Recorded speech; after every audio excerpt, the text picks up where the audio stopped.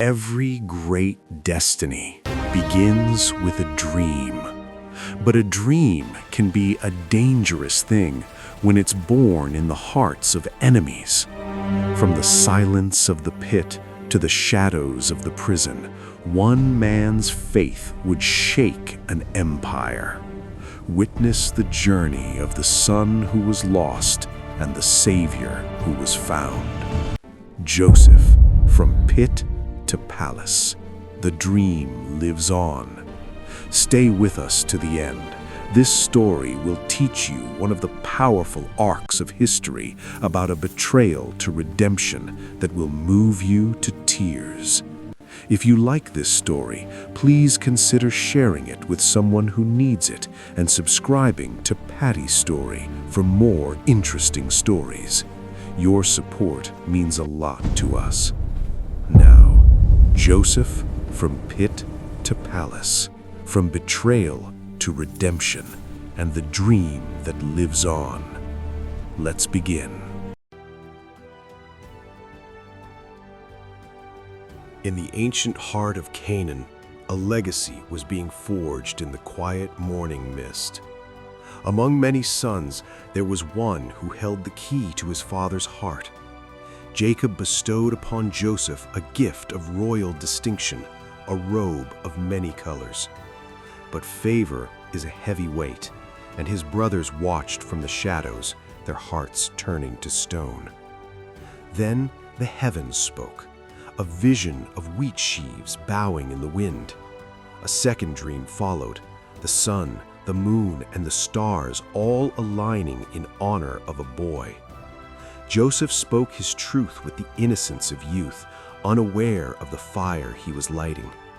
Even a father's rebuke could not dim the glow of the prophecy within him. Sent across the desolate plains, the colorful robe was a beacon in the dust. Far from home, the brothers saw the dreamer approaching and whispered of a permanent end. They descended like wolves, tearing the symbol of his father's love from his back. Down into the cold, dry silence of a stone cistern he was cast. In the darkness of the pit, Joseph looked up at a sky that felt 1,000 miles away. Above him, the brothers broke bread with blood on their hands and ice in their veins. On the horizon, the bells of a caravan signaled the shift in the winds of fate. Judah looked at the silver and saw an opportunity to rid them of the dreamer forever. For 20 pieces of silver, the life of a son was traded into the hands of strangers. Ripped from the earth and bound in chains, Joseph's cries were lost to the desert wind. He watched his homeland fade, a prince of Canaan, now a piece of property. The colorful robe was dipped in the blood of a goat, a masterpiece of deception.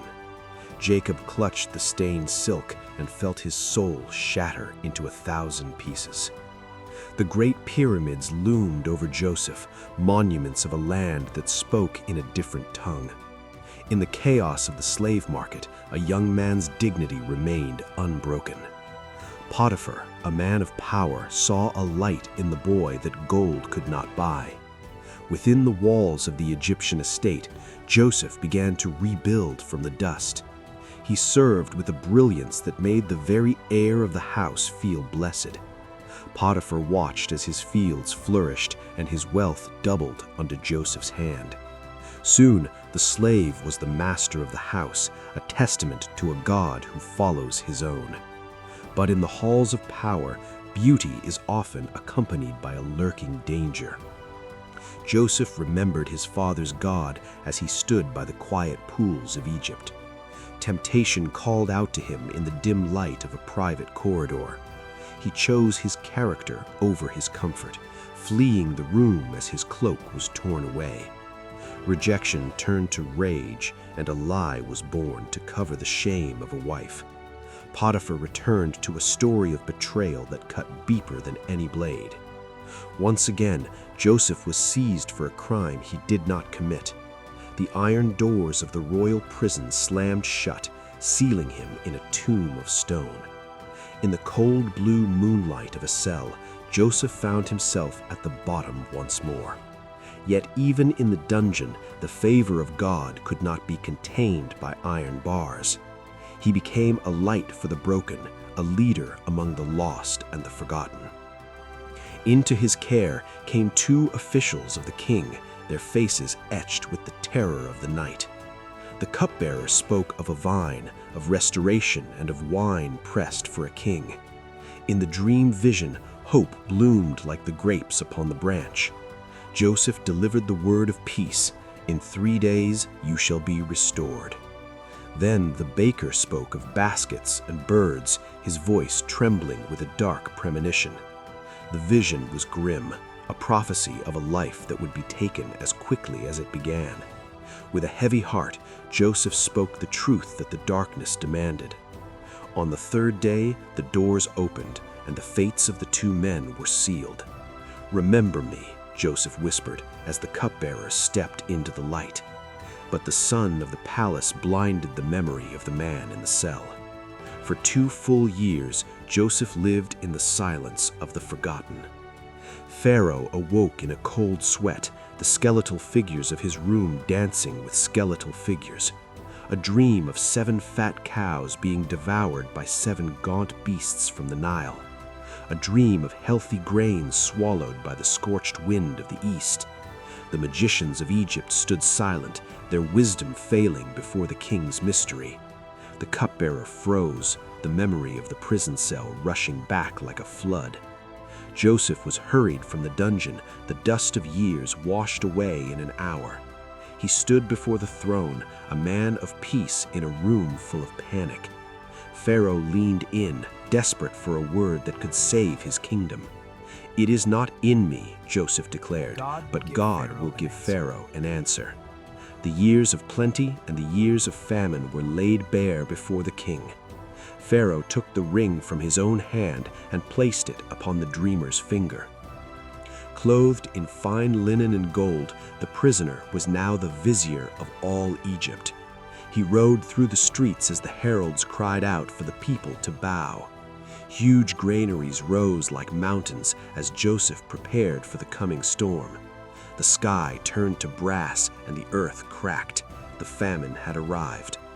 Far away in Canaan, the sons of Jacob looked at their children's empty hands. "Go to Egypt," Jacob commanded, "for there is bread in the land of the pyramids." 10 brothers arrived at the gates, seeking life from a world they did not know. They bowed their faces to the dust before the man who held the keys to their survival.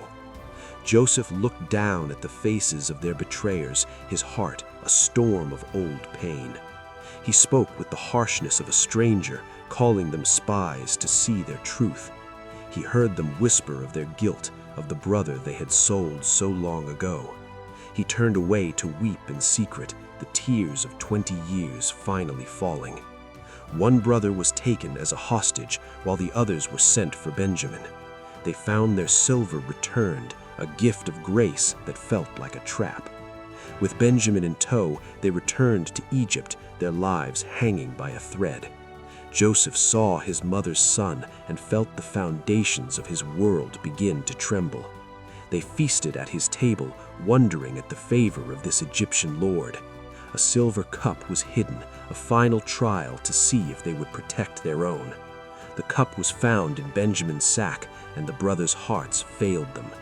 They returned to the palace in grief, ready to lose everything for their brother. Judah stepped forward, offering his own life so that Benjamin might go free. Joseph saw the change. The wolves had finally become shepherds. "Leave us," he cried to the guards, until only the brothers remained. "I am Joseph," his voice broke the silence of the years. He fell on Benjamin's neck, the walls of the palace echoing with their weeping. He kissed each brother, trading their shame for his forgiveness. "Hurry," he told them, "bring my father to the land where he will never hunger again." Jacob looked at the Egyptian wagons and felt his spirit revive within him. The nation of Israel began its journey toward the setting sun. Joseph rode out to meet the caravan, the dust of the desert turning to gold. Father and son embraced, a resurrection in the middle of the wasteland. They stood before Pharaoh, a family of shepherds honored by the king. In the fertile land of Goshen, the flocks grew and the family thrived. Joseph sat with his sons, teaching them that God is present in every pit.